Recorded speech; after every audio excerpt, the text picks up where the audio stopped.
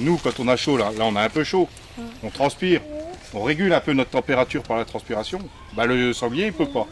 D'accord ? Donc lui, le seul moyen pour se rafraîchir, ça va être quoi ?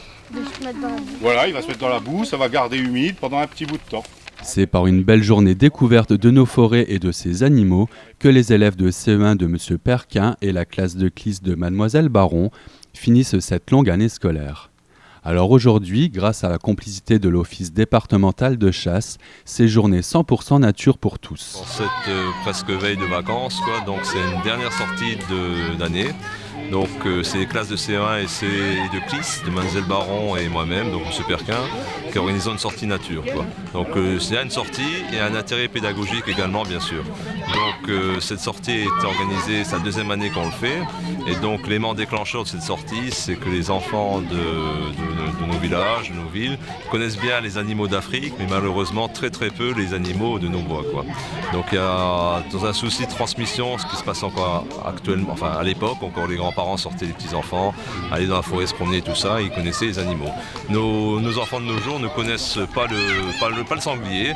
Donc un jour, en allant à la piscine, donc il y a un sanglier qui a traversé la route, et un enfant a dit, tiens, il y a un ours qui traverse la route. Dans le même ordre d'idées, donc le chevreuil, bien sûr, c'est le cerf, et le renard, c'est le loup. Voilà, donc ça m'a un tout petit peu interpellé, et donc à partir de ce moment-là, donc j'ai essayé d'organiser des sorties nature, donc avec les classes de CE1, pour les familiariser avec les animaux de nos bois, pas les animaux d'Afrique. La matinée commence tout d'abord par un diaporama sur les espèces d'animaux les plus fréquentes de nos forêts, sangliers, renards et chevreuils. Les enfants vont découvrir leur mode et lieu de vie, leur alimentation et comment reconnaître leurs traces dans la nature. Il va faire des trous très profonds, on appelle ça des boutis. Qu'est-ce que vous avez retenu ce matin ? Le sanglier. Et quoi le sanglier ? Et après, on a tapé. Allez, il a dit tout le sanglier, qu'est-ce qu'il mange ?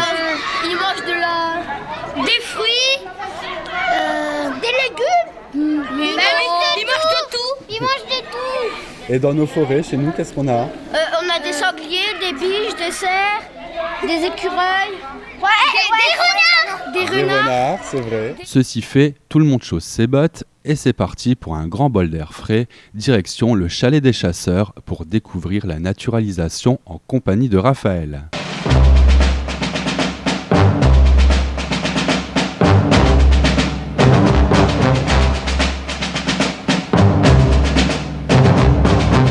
Alors, la petite bête là, c'est quoi ? Alors, il est gros ou pas gros ce sanglier ? Oh non, c'est un petit sanglier. Aujourd'hui, c'est plus facile. Il existe des formes toutes prêtes en polystyrène comme ça. Et on met la peau sur ce polystyrène, sur la forme. Et puis on recoue et puis voilà. D'accord ? Voilà, donc ici vous avez le sanglier. La convivialité des chasseurs n'étant pas qu'une légende, on est invité à festoyer autour d'un bon barbecue et en attendant la cuisson idéale, les enfants foulent avec joie l'herbe fraîche du pré avoisinant. 1, 2, 3,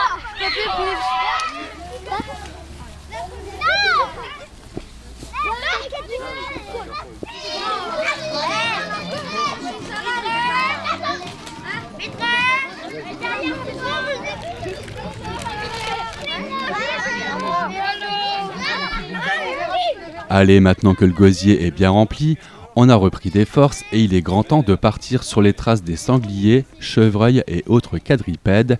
Mais tout d'abord, petite halte à la ferme écurie de Monsieur et Madame Dutt qui nous accueillent chaleureusement et nous font visiter leur établissement ainsi qu'une démonstration de saut d'obstacles au manège.